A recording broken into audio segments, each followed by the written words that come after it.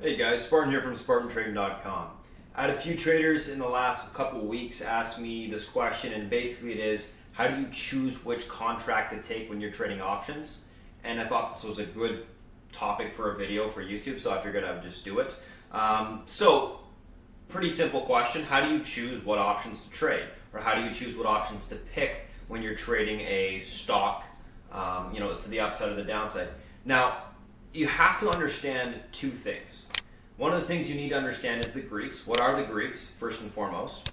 The main Greek you want to be able to understand is the delta. And the delta is, and what it represents is, for every $1 increase in an underlying stock, like for instance XLK, if it went up $1, that contract would increase by whatever that delta amount is. So if the delta of this XLK, let's say 105 calls is 50 cents, if XLK goes up 50 cents, that contract's going to go up 50 cents as well.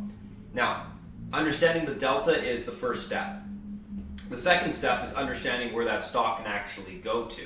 Now, that is what's going to help you determine whether or not the contract you're looking at makes sense, because that's how you can figure out what your actual risk reward is. If I'm willing to risk 50 cents on a trade, on an options trade, and I'm looking to make $3 or let's say, $1.50 on that contract to the upside, and the contract cost me $1, how do we know if it can get to that area that we're trying to get it to for it to meet our criteria for risk reward?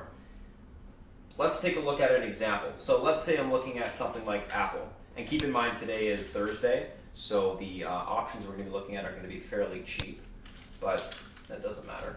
Let's take a look at Apple here. So Apple, let's say I wanted to take Apple on the long side. I'm going to flip this to a 10-minute chart real quick here.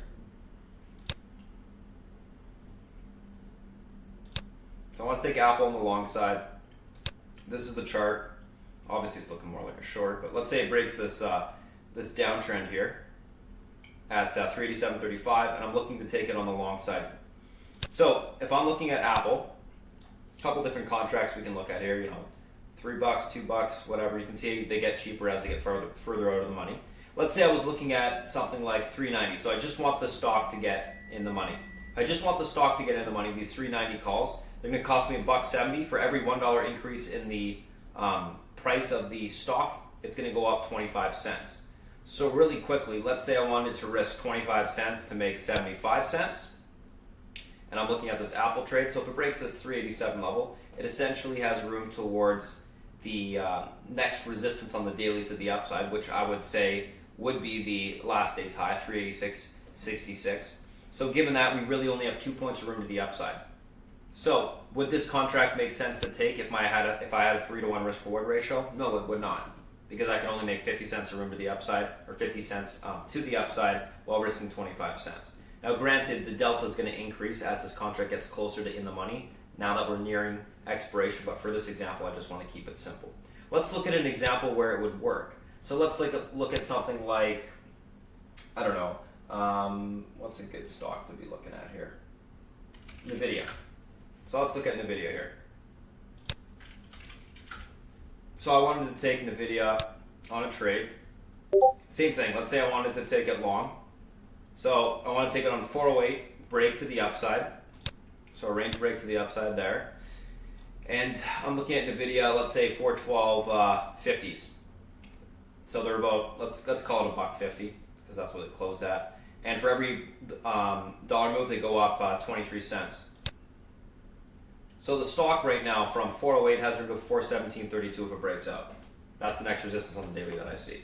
So we got, let's call it 9 points of room to the upside. So we go 9 times 0.23, which is the delta. You got 2 points of room to the upside.